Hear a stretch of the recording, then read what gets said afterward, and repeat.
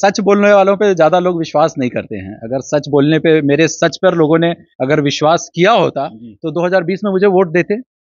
तो कहीं ना कहीं मेरे सच पर अभी लोगों को विश्वास नहीं है, लेकिन मुझे आशा है, अपूर्ण विश्वास है कि हमारी गोविंदपुर की भोली भाली जनता। आनंद जी गोविंदपुर में ही आ रहे हैं। 2020 में आपने चुनाव लड़ा, आपको शिकस्त मिला। नवादा और गोविंदपुर के राजनीति को कैसे, किस रूप में आपने देखा? देखिए, नवादा और गोविंदपुर की राजनीति की अगर बात करूं तो नवादा में कोई भी व्यक्ति जो भी यहाँ राजनीति कर रहे हैं वो राजनीति नहीं, वो रोजगार करते हैं। अगर आप उनके पुराने किताबों को अगर खंगालने का काम करेंगे तो पता चलेगा कोई बालू घोटाले में सम्मिलित है, तो कोई अंडा बेचते थे, तो कोई आलू चुरा रहे हैं, तो कोई कबूतर। तो जितने भी नेता हैं नवादा में, वो एमपी का चुनाव लड़े हों या विधायक का चुनाव लड़ने की, या वो मुखिया, हर उनकी अगर पुरानी चीजों को अगर खंगालेंगे तो हर किसी पर केस चल रहा है।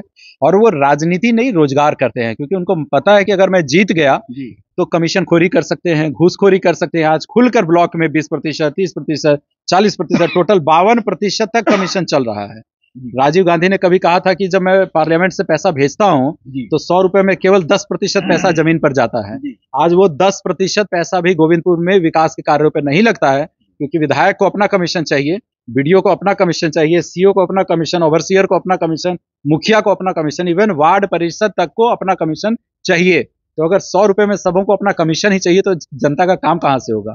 तो मुझे नहीं लगता कि अभी नवादा की राजनीति में जितने लोग भी राजनीति कर रहे हैं वो जीत तो जरूर सकते हैं, लेकिन बिहार विधानसभा में जनता की आवाज को कभी भी बुलंद नहीं करेंगे, क्योंकि उनको वो शैक्षणिक योग्यता है ही नहीं। और ना उन्होंने चुनाव इसलिए जीता कि उन्हें जनता का काम करना, उन्होंने चुनाव इसलिए जीता कि उन्हें बालू की ठेकेदारी करनी है, घुसखोरी करनी है, कमीशन खोरी करनी है। जो बालू 2000 में बिकता था वो 4000 5000 रुपए तक चला गया है।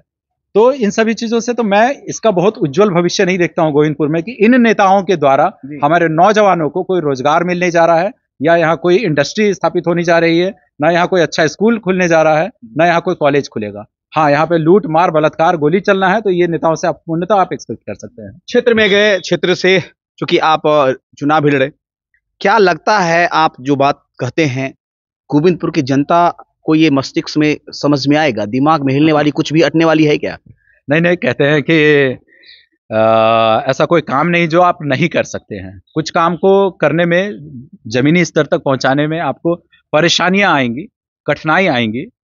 राइट ब्रदर्स जिन्होंने हवाई जहाज का आविष्कार किया था, तो जब उन्होंने पहली बार समाज में बोला कि मैं एक ऐसी चीज बनाना चाह रहा हूं जो हवा में उड़ेगी, तो लोगों ने विश्वास नहीं किया। लोगों ने कहा कि ये तो पागल है, ये पागल हो गया, ये बोलता है कि हवा में हम उड़ेंगे, और उसको गांव से बाहर निकाल दिया। और वो समाज से बाहर 20 साल रहा, अथक परिश्रम किया, लेकिन उसका सपना साकार तो हुआ।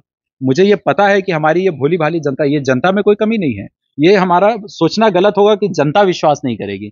जनता तो हमारी इतनी अच्छी है और इतनी भोली भाली जनता है। इसी जनता ने हमारे पिताजी को जिताया था ना, इसी जनता ने 1990 में भी पिताजी को जिताने का काम किया था। वो अलग बात है कि उस समय की जो विधायिका गायत्री देवी जी थी, उन्होंने मतलब एडमिनिस्ट्रेशन को घूस देकर 600-700 वोट पिताजी का खराब करके 600 वोट से वो जीती थी, उनको इनवैलिड कर दिया था। तो यहाँ की जनता ने तो हमारे परिवार को, हमारे पिताजी को और हमारे काम पर हमेशा मुहर लगाया है। तो हमें विश्वास है, पूर्णतः विश्वास है कि हमारे ये जो लोग हैं, हमारे गोविंदपुर जो परिवार है, हमारी ये जो जनता है, उन्हें हमारी बातों पे जरूर विश्वास होगा, वो हमारा साथ देंगे और 2025 में एक नई शुरुआत होगी। 2025 में नई शुरुआत होगी। गोविंदपुर में सबसे बड़ा जो है मुख्य समस्या क्या है? गोविंदपुर में अगर मुख्य की बात करें तो मुख्य तो छोड़ दीजिए, अभी तो यहाँ आधारभूत समस्याएं इतनी हैं कि अगर हम उनको ही पूरा कर दें तो यहाँ के लोगों को लगेगा कि एक अच्छी जिंदगी जीने का मकसद मिल गया। आप लोगों को पता होगा, यूएनडीपी एक रिपोर्ट पब्लिश करती है, यूनाइटेड नेशन डेवलपमेंट की तरफ से एक रिपोर्ट होता है, जिसमें रिपोर्ट आता है कि दुनिया के 193 देशों में कौन से वो देश हैं जहां पर रहने के लिए सारी आधारभूत जो चीजें हैं वो अवेलेबल है और सबसे अच्छे देश हैं। तो उसमें नॉर्वे पिछले 12 सालों से नॉर्वे दुनिया का सबसे बेहतरीन देशों में है और भारत 133वें नंबर पर आता है। तो जब हमारा देश भारत 133वें नंबर पर आ रहा है, तो गोविंदपुर की तो मैं बात करूं तो वहां मतलब वो हजारों की संख्या में वो पीछे है। अब एक व्यक्ति को, आदमी और जानवर में क्या अंतर है? व्यक्ति को सोचने की शक्ति है, जानवर सोच नहीं सकता है।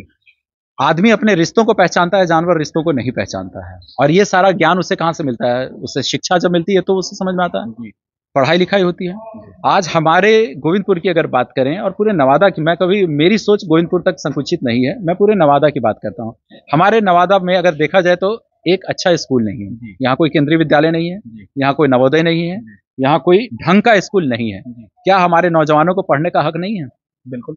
क्या हमारे नौजवानों को ये हक नहीं है कि वो अच्छी पढ़ाई करें और वो भी यहाँ पर बैठकर रोजगार प्राप्त करें? मगर यहाँ के राजनेताओं की ये चाल है, ये इन पॉलिटिशियंस की कॉन्स्पिरेसी है कि इन बच्चों को कभी पढ़ने मत दियो, फिर अधिकार मांगने लगेंगे। क्योंकि जब पढ़ जाएंगे तो वो अधिकार मांगेंगे और इनके पीछे जिंदाबाद कौन करेगा?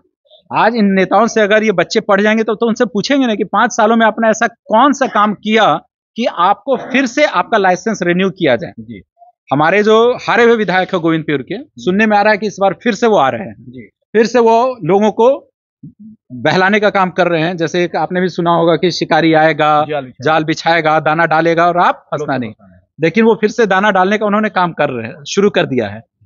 अगर हमारा युवा अगर इतना सशक्त होता, निर्भीक होता, अपने पैरों पे खड़ा होता तो वो पूछ सकता था ना कि माननीय भूतपूर्व विधायक जी, आप तो पति पत्नी दोनों विधायक रहे, नवादा और गोविंदपुर के लिए आपका ऐसा क्या योगदान रहा जो कि जनता कभी भूलेगी नहीं? आपकी माता जी यहां से रही, पिछले 50-60 सालों से आपके परिवार ने नवादा को गिरवी बना के रखा है और आप फिर से अपने लाइसेंस को रिन्यू करने की बात कर रहे हैं।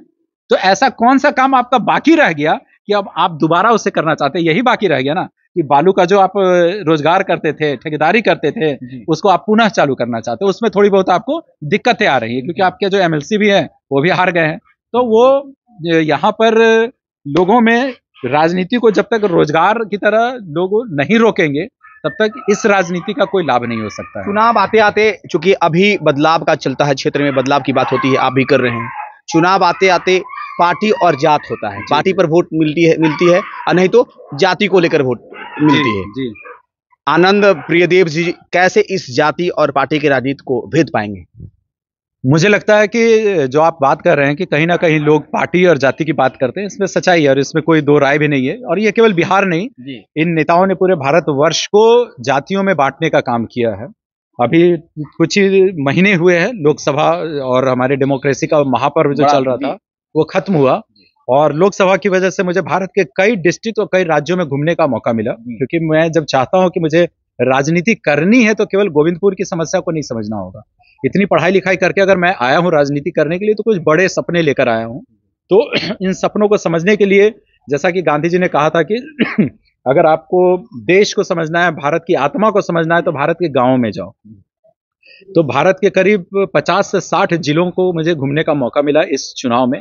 और एक चीज मैंने देखा कि हर राज्य में लोगों ने हिंदू समाज को जातियों में बांट के रखा हुआ है और इतनी बुरी तरीके से बांटा है कि चुनाव के वक्त जो लोग बट चुके हैं उन्हें जाति के अलावा कुछ नजर ही नहीं आता। जाति रूपी जो चश्मा उन पर इतना मोटा सतह बैठा दी गई है उनके चश्मों पे नेताओं के द्वारा कि वो देख ही नहीं पाते हैं कि कौन व्यक्ति सही है या गलत।